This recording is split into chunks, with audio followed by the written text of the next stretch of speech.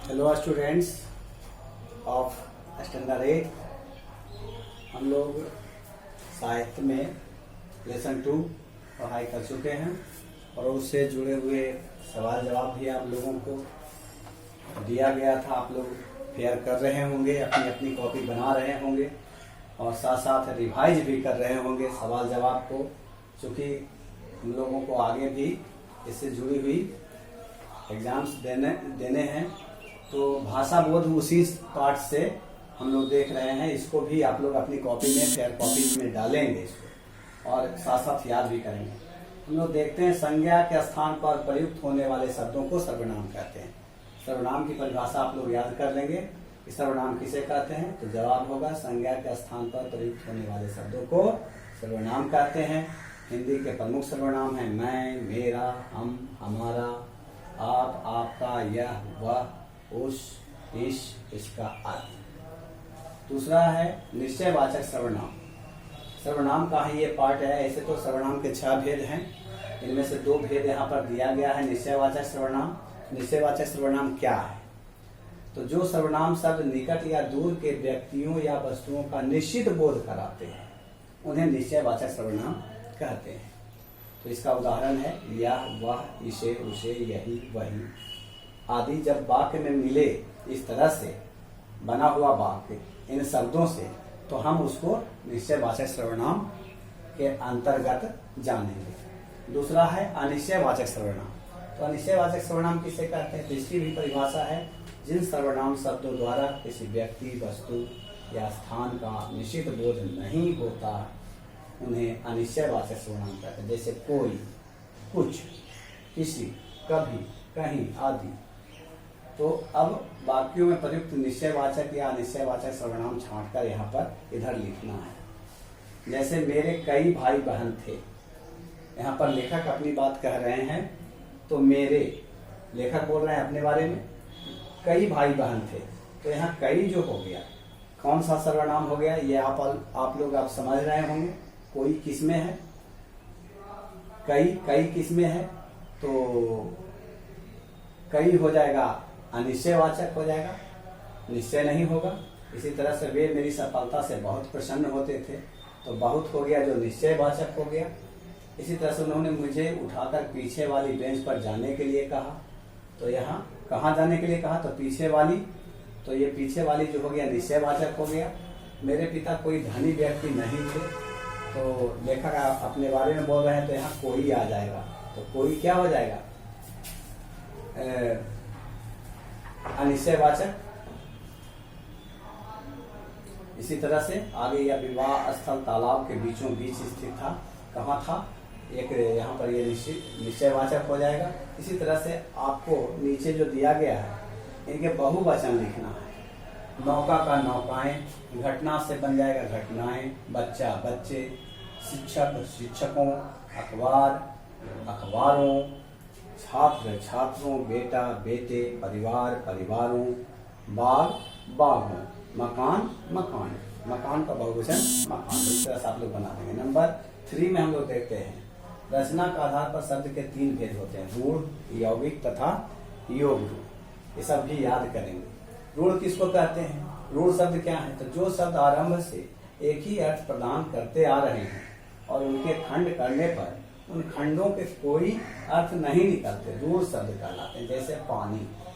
पानी तो ऐसे सार्थक शब्द है, लेकिन पा को हम अलग कर दें और नी को भी अलग कर दें तो पा का कोई अर्थ नहीं बनता है और नी का भी कोई अर्थ नहीं बनता है। तो इस प्रकार रूढ़ वे शब्द हैं जिनके खंड करने पर कोई अर्थ ना मिले, रूढ़ कहलाते हैं। फल को भी, फल को हम अलग कर देते हैं, ला को अलग कर देते हैं, तो फा का क्या अर्थ होता है और ला का भी कोई अर्थ नहीं रह जाता है। तो इस प्रकार अब हम लोग समझ रहे हैं कि रूढ़ शब्द किसे कहते हैं? जिनके खंड सार्थक ना हो रूढ़ शब्द कहलाते हैं।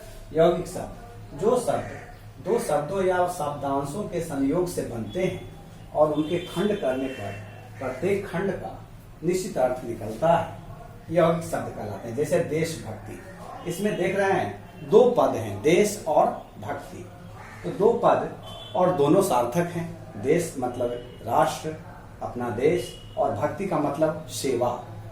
तो यहाँ पर दोनों पदों का अर्थ सार्थक है। इसी तरह से राष्ट्रपति, राष्ट्र का स्वामी मालिक राष्ट्रपति, तो ये दोनों क्या हैं? यौगिक शब्द हो गए। यानी कहता है जो शब्द दो शब्दों या शब्दांशों के संयोग से बनते हैं और उनके खंड करने पर प्रत्येक खंड का निश्चित अर्थ निकलता है। तो यहाँ पर हम दोनों का अर्थ देख रहे हैं, निश्चित हो रहा है। तो ये ऐसे शब्द यौगिक शब्द कहलाएंगे, आप लोग ध्यान देंगे। तीसरा है योग रूढ़ शब्द। वे शब्द जो दो शब्दों के योग से बनते हैं और उनका कोई तीसरा विशेष अर्थ निकलता है, योग रूढ़ शब्द कहलाते हैं। जैसे पंकज, पंकज का विशेष अर्थ होता है कमल। तो इसी तरह से हिमालय, हिम का आलय यानी हिमालय, हिमालय पर्वतराज हिमालय। तो ये शब्द जो हैं ये विशेष अर्थ वाले शब्द हैं, इसलिए ये योग रूढ़ कहलाते हैं। मतलब जो साधारण अर्थ न देकर विशेष अर्थ देता हो उन्हें हम योग रूढ़ कहते हैं। अब आप लोग समझ रहे हैं। अब इसी के आधार पर फिर आगे देखिए, रचनाकारा पर निम्नलिखित शब्दों के भेद लिखना है। इसी में से आपको चुनना है कि ये शब्द क्या है। घर, जैसे मैंने अभी आपको बताया कि घर में घ को अलग कर दें, र को अलग कर दें तो इसका कोई अर्थ नहीं निकलेगा, तो ये क्या हो जाएगा? रूढ़ शब्द हो जाएगा।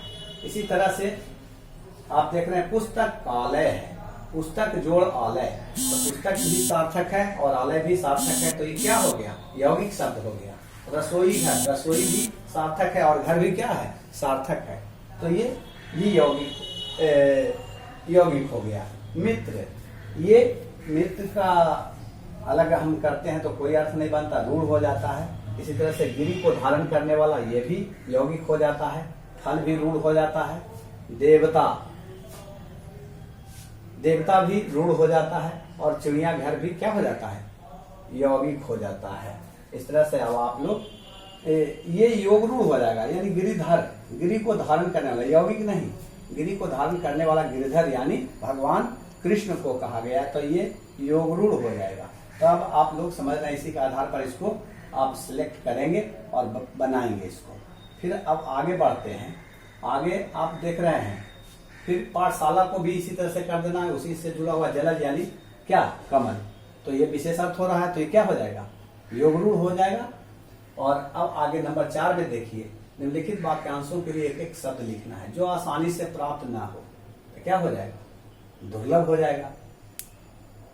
जिसका पार ना हो अपार हो जाएगा। जिसे नियंत्रित ना किया जा सके अनियंत्रित। जिसके समान कोई दूसरा ना हो अद्वितीय। जिसका कोई दोष ना हो निर्दोष। मार्ग दिखाने वाला मार्गदर्शक। इस तरह से आप लोग बनाएंगे। फिर यहाँ पर आप देख रहे हैं मैं और मैं के प्रयोग से को पूरा करना है। जैसे डॉक्टर कलाम का जन्म मध्यम वर्गीय तमिल परिवार में या मैं क्या होगा? तो मैं समझ रहा हूँ, आप लोग भी समझ रहे हैं कि मैं होगा, तमिल परिवार में हुआ था। इसी तरह से अब यहाँ पर मैं होगा या मैं होगा, उससे पूरा करना। बहुत गौर से नौकाओं को आकार लेते देखता। मैं या मैं, तो यहाँ मैं हो जाएगा। मैं बहुत गौर से नौकाओं को आकार लेते देखता। इस तरह से अब मैं समझ रहा हूँ कि आप लोग कारक से इसको पूरा कर लेंगे। फिर नंबर 6 में देखिए, शब्द के जिस रूप से उसके पुरुष या स्त्री जाति के होने का बोध होता है उसे लिंग कहते हैं। लिंग 2 प्रकार के होते हैं, पुल्लिंग तथा स्त्रीलिंग। तो अब आप लोग समझ रहे हैं कि लिंग किसे कहते हैं। तो लिंग की परिभाषा यही देंगे आप कि शब्द के जिस रूप से उसके पुरुष या स्त्री जाति के होने का बोध होता है उन्हें लिंग कहते हैं। लिंग 2 प्रकार के होते हैं, इसको लिख लेंगे, याद कर लेंगे। पुल्लिंग, पुल्लिंग शब्द। अब पुल्लिंग किसे कहते हैं? तो सब कहता है शब्द के जिस रूप द्वारा उसके पुरुष जाति के होने का बोध होता है उसे पुल्लिंग कहते हैं। जैसे छात्र, दास, बाघ, ज्वाला, ये सब पुरुषवाची शब्द हैं। स्त्रीलिंग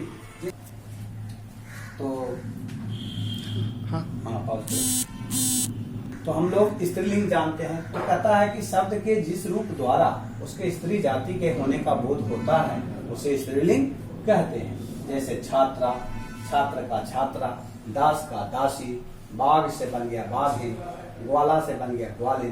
तो ये सब जो नीचे वाले आप देख रहे हैं ये सब स्त्रीवाची शब्द हैं। छात्रा, दासी, बाघिन, ग्वालिन आदि। अब मैं समझ रहा हूं कि आप लोग इसके आधार पर इसका स्त्रीलिंग रूप आप लिख लेंगे। पुजारी है तो पुजारिन हो जाएगा, शिष्य है तो शिष्या हो जाएगा, ब्राह्मण है तो ब्राह्मणी हो जाएगा, पति है तो पत्नी हो जाएगा। आप लोग इस तरह से आप इसको बनाएंगे, ये सब आपको भेजा जाएगा, आप लोग इसे बनाएंगे अच्छी तरह से। अब वो है नंबर 7 में है वाक्य प्रयोग करना। तो श्रद्धा से बनाना है, अच्छा वाक्य बनाना है। जैसे हमें ईश्वर में श्रद्धा रखनी चाहिए, हमें अपने कार्यों के प्रति भी श्रद्धा रखनी चाहिए। तो श्रद्धा से हम बहुत सारा वाक्य प्रयोग कर सकते हैं। तो यहाँ पर दिया गया है, 1-2 और है जो आपको इसमें नहीं प्रिंट हुआ है, लेकिन वो मिला जुला कर 5 हैं। यहाँ पर 3 आप देख रहे हैं, 2 और हैं। तो आप लोग सब इसको बनाएंगे। अभी मैंने सब समझा दिया है। मैं समझता हूँ कि अब आप लोगों को इसे अपने फेयर कॉपी में बनाने में कहीं कोई दिक्कत नहीं होगी। बस आज आपके लिए इतना ही। धन्यवाद।